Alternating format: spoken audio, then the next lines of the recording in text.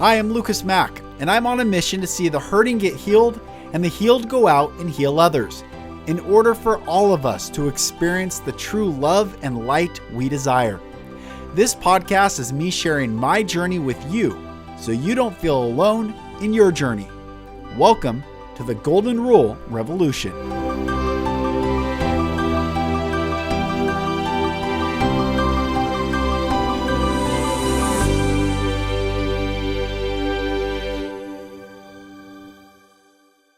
Hello, my brothers and sisters, and welcome back to another episode of the Golden Rule Revolution. I am Lucas Mack, and it's such a pleasure having you join. What a fun time to be alive. Today, I wanted to hop on. I haven't done a solo episode. It feels like in a long time, but it's only been about a week. And I've been live streaming on YouTube. I've been doing amazing lives with my brother Aaron Scotty and our group, The Awakened Soul, on Facebook. And if you haven't checked that out, I encourage everyone to do so.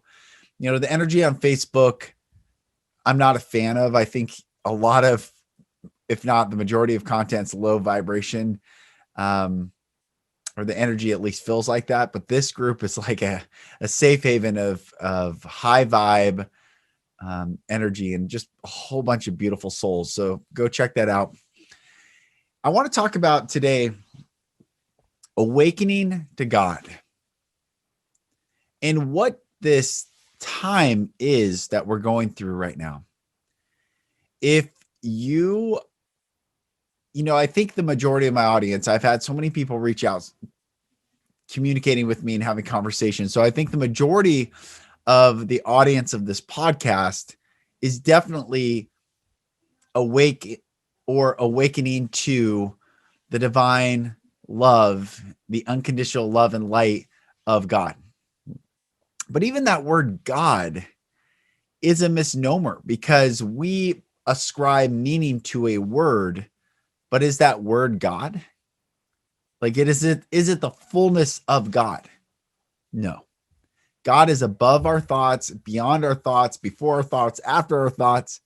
Like last night I was teaching my oldest child about the concept of infinity, infinite. And I said, well, you start at zero, just 0, 1, 2, 3, and you count out. I said, the numbers never end. I said, but it works forwards as well as backwards. 0, -1, 2, 3, 4, all the way back. And yet, even our concept of all the way back, we think there's a limitation, but this is the amazingness of it all, is that there are no limitations inside there are no limitations to infinity, which makes it infinite, obviously. But if you think objectively of how we view infinity, we do put limits on that. It's like why I like the King James Bible, and you can not like, you can read, it doesn't matter. Why I like the King James Bible is that it uses the purest form of the verb tense in English language, which is adding an ETH to the verb. So runneth, asketh, receiveth, thinketh. The ETH is never ending. So if I say run, we all filter the word through our own human paradigm and our own human experience. So run obviously has to have a start, run. And since no one can run indefinitely, we process through run as there's an end to that run. But runneth has no end, runneth. It's just in the process of, you catch it in the moment and it never is not in that present moment, runneth. It's fascinating that this distinction gets made in Matthew, in the Sermon on the Mount, when, let me find it here. Okay.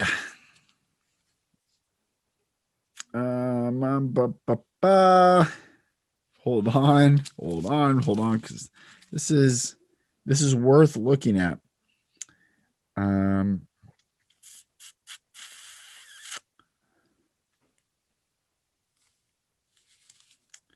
Sorry, guys. I mean, I can quote it to you, but I want to. Where is it? Well, it's in Matthew 7, 6. Okay, here it is. Found it. All right. So in Matthew 7, Jesus says, ask and it shall be given you, seek and ye shall find, knock and it shall be opened unto you. In all the other Bible versions, that's fine. Ask, seek, knock. But here's where the distinction gets made. For everyone that asketh, receiveth. He that seeketh, findeth. And him that knocketh, it shall be opened. So there's a distinction between ask, seek, and knock. Asketh, seeketh, knocketh. So, without context, and this is the whole podcast is awakening to God, without context of like, well, why did they put that in? Was it just how they spoke? No, there was an intention to the language. And without learning the intention, we just discard it as not useful for today. But in reality, it is more useful for today than ever before because it broadens our concept of infinity and eternity and unconditional, never-ending love. So awakening to God is awakening to the fact that whatever box we placed God in, which is love, God is love. Love is the entire fabric, the essence which makes all things available, all things allowable. Really, love allows. That's why God says in the beginning, God said, let there be light. It's this concept of allowing. Love allows, which is why we have the law of free will, because the law of free will is based on love, because God gave us the choice. He allows because he is love and he is unconditional and he is infinite and he's beyond even our grasp of it. And what we are doing right now during this time is awakening to the fact that we have been in a form of limitation since we've been born. Our education system, our monetary system, our political system, our medical system, our financial systems, all these are limiting, when in the reality, the universe is unlimiting. It is limitless. There is no end. And if that is the truth of the universe, which it is, the universe is constantly always expanding and growing, then we have the opportunity to do the same. Seek infinitely, go in infinitely, receive infinitely. I learned this the other day, and I have a podcast coming out with beautiful Melanie Martin, who I did this cleanse with to help open my pineal gland and heal my digestive system. And she said that the stomach, the cells reproduce, our body reproduces for starting brand new. The stomach takes the longest and it takes 40 days. And every 40 days, we have a brand new stomach. It's an incredible concept. We are constantly like, are we actually us? We think of ourselves as aging in this arc, but in the arc of aging, our body is actually new constantly. The cells regenerate, the cells create new cells. And if you think of this, if you slowed that process down, like stretched out time, where actually are we? What are we? Who are we? When are we? And why are we? If you answer all those 5 questions about what this conscious being opportunity is that we get to have in every now moment, it comes down to the fact that we can and get to receive the infinite and unconditional love that is available for all of us. And the forms that speak of unconditional love, but provide conditions upon that unconditional love, are actually the great deception for us and blockers for us to come back to our own knowing that we are either receiving or not receiving the love that is available for us. I was talking to a buddy the other night. The Bible doesn't say whosoever calls upon the name of Jesus shall be saved. It says whosoever shall call upon the name of the Lord shall be saved. So then the question is, well, what does Lord mean? Lord means love supreme. There is nothing greater, more powerful. Nothing exists in our entire universe greater than love. For love allows all things to be. Love allows us to explore pain and health, good and bad, right and wrong, light and darkness, but all things emanate. All things come from love. And when we understand that all things come from love, instead of rejecting love and blaming love, or blaming God, or blaming another, or blaming ourselves, we get to detach from the momentary aspect of pain that we may feel, rejection, hurt, despair, doubt, worry, confusion, all these low vibrational feelings that keep us from remembering that we are either receiving or rejecting love at all times, at any time, whenever, wherever, why ever, whoever, and whatever we choose in this reality. I want to make sure that this sounds very simple. I don't want to make it complex because it is very simple. For instance, and I talk about this a lot when I give speeches or I do coaching. My hand is on my mic right now. It's touching my mic. Now you could say that it's not really touching because of the chemistry. You can never divide something in half and never get to zero, but let's just say that it is. I can feel it. My hand is touching this mic. But if I'm thinking about touching this mic, it doesn't matter if I even remember what the mic feels like, which I do right now. If I am not touching the mic, I am not touching the mic. This may sound super elementary, but I want you to understand how many of us perceive what we are doing. And in reality, we're only remembering what we've done. And it's not in the current state of doing.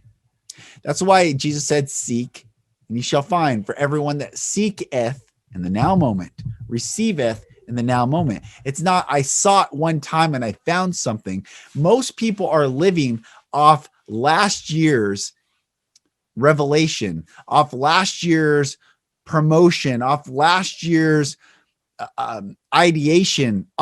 In no way would we ever live off last year's meal. Like I ate once.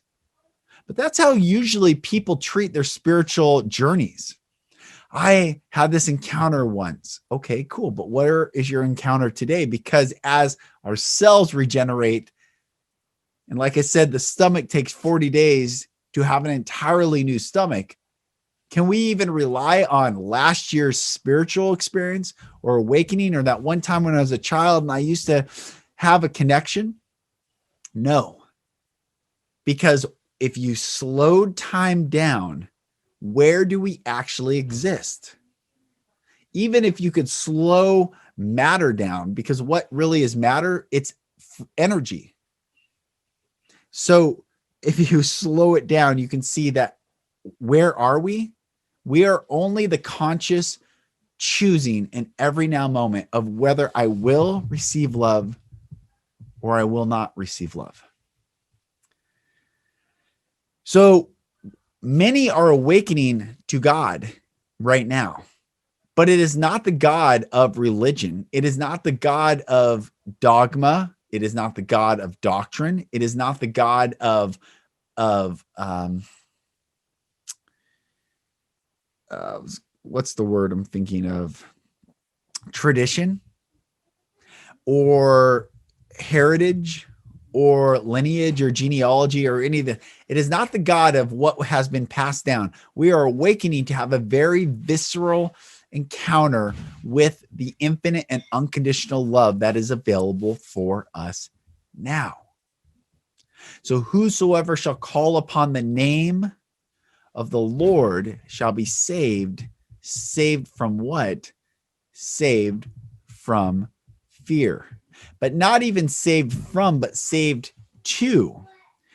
And to be saved means to be preserved. So once you are preserved, you stay in that state. So once you call upon love supreme in your life and finally release and surrender all your buts, but say finally and surrender to the and instead of the or the but, always hedging, always being the cynic, but just jumping in and saying, finally, I want love more than I want anything else. I want peace more than I want anything else. I want freedom more than I want anything else. And I mean anything.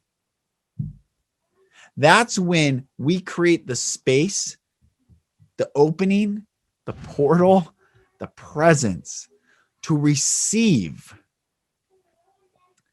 the infinite and unconditional love that is for us right now, in this now moment, as if I chose to touch my mic and I do choose my mic.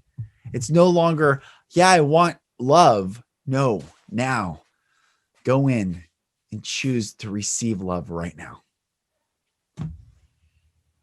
Words matter so much. They matter so much. Solomon said, life and death are in the power of the tongue, and those that love it shall eat the fruit thereof. Jesus said, by your words you shall be justified, and by your words you shall be condemned, meaning no one condemns you. Only if we profess one thing but do another, we condemn ourselves. For instance, and what do we condemn ourselves to? We condemn ourselves to a constant state of rejecting love. That is simply it. It's just you're missing the greatest opportunity to be free, to be loved, to be the change in this world that you want to see. And there's a saying that comes from the Bible in James that let your yea be yea and your nay be nay. Let your yes be yes and your no be no. And for so long, I thought it just mean what you say, but that's not actually what it means. What it means is when you say it, it must come in action to fulfill it. Let your yea be in present tense, yea. Let your nay be yea, nay. So our words matter so much because it is by our words and us telling the truth to ourselves by our actions, whether we believe the words that we say or not. So you see the concepts here: belief, surrender, receiving, love, energy, frequency, awakening. All these concepts: seeketh, seek. It's never ending. It's now moment. Take no thought of tomorrow, for tomorrow has enough worries of its own. Sufficient unto the day is the evil thereof, Jesus said. So everything comes down to right now.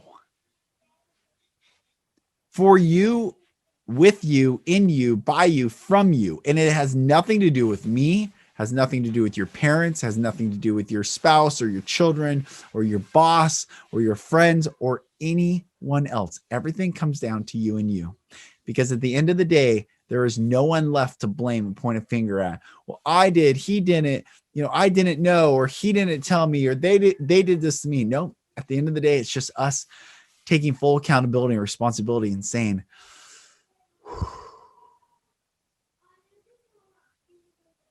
thank you, God. I chose to surrender. I chose to walk in that presence. I chose to breathe deeply in your unconditional never ending, and infinite love that is above all, beyond all, and allows all, so that I wasn't forced. So I wouldn't be forced to choose, which would make me a slave, but I was allowed to choose, which made me a sovereign. It is so beautiful, brothers and sisters. It is absolutely beautiful. What we get to do, be, have, all from love. And there are many who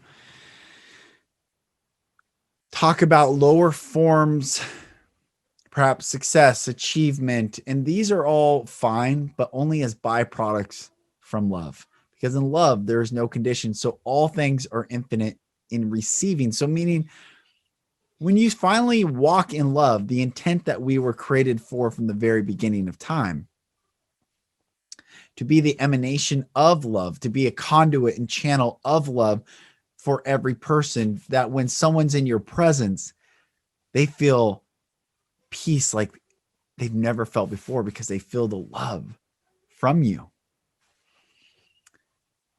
All things are attracted.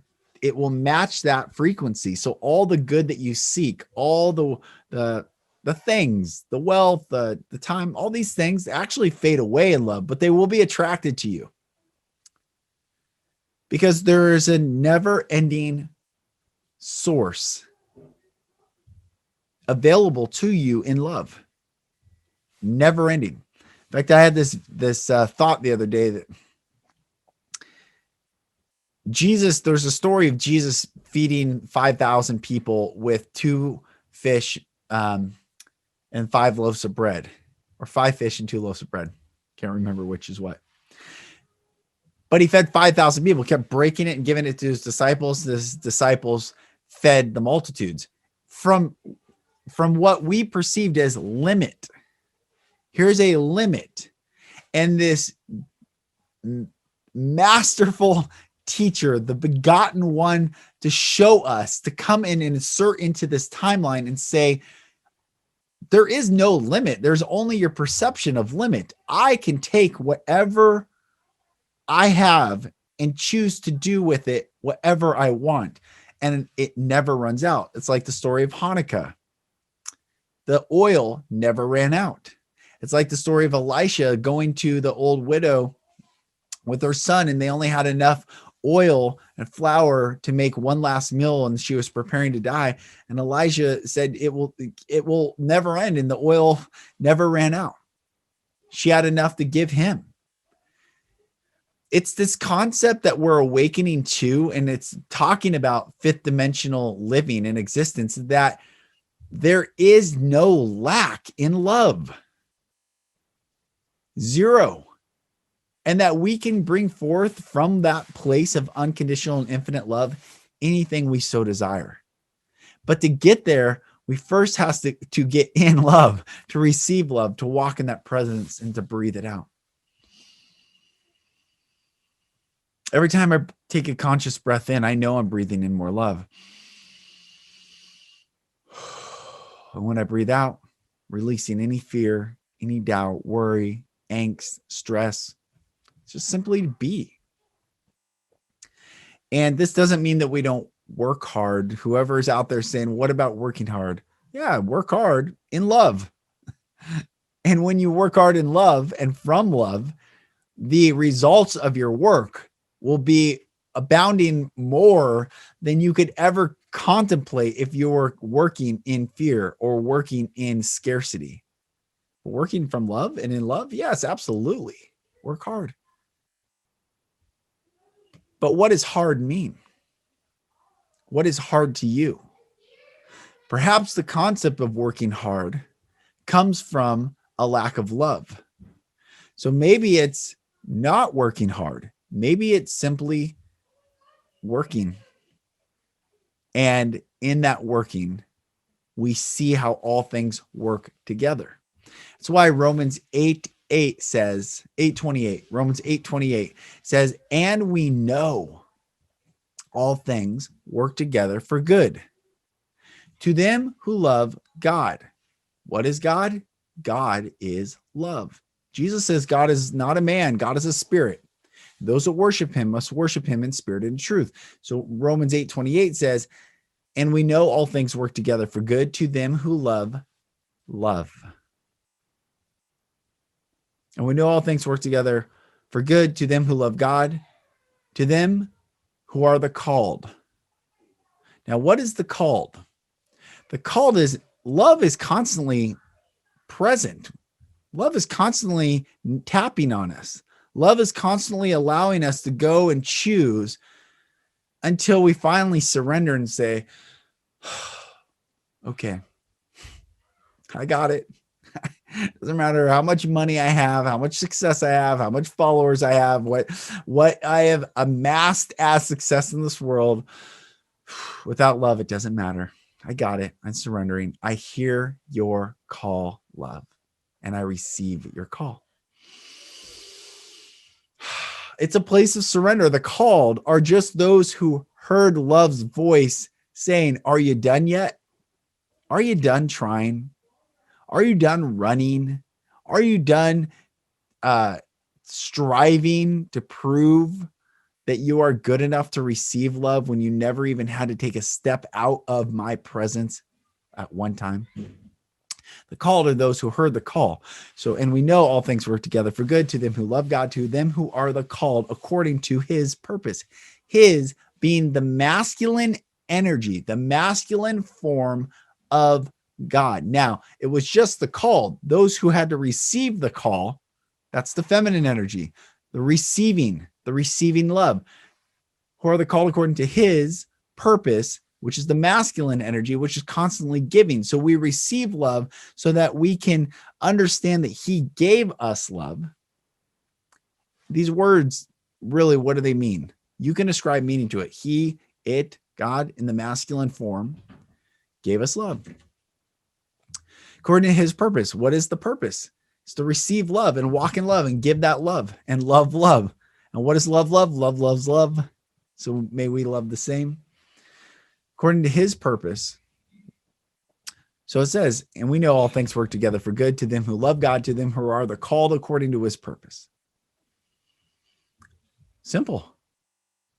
And work together means you see how everything, all where you've come from, the pain, the trauma, what you look like, who you were born into, what you do for a living, your gifts, your traits, your personality, your right brain, your left brain, all these things work together for one purpose, for us to come and receive that love. So it's an incredible time. It's an incredible time. And I want you to know that no matter what you have ever done, no matter and what's been done to you, no matter what you have ever done or what's been done to you, none of it can invalidate you from receiving the unconditional and infinite love of God. Nothing.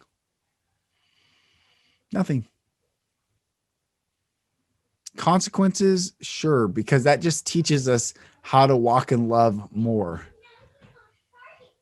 But nothing invalidates you from the infinite and unconditional love that is available for each and every one of us who finally wants to surrender in the love that is available for us in the now moment. So this episode is awakening to God. Many are awakening to God. And that word God, it's funny. I was saying if the word God triggers you, it's because you have more of God. God is really working on you, which is love's really working on you, because there's no need to have any trigger, because you could say whatever word you want and there's meaning that's ascribed to it from you. And you have consented to take on the meaning from others, which is why school is actually a form of social control, because it gives the meaning of words. Now, we obviously have to have common vernacular and definitions, and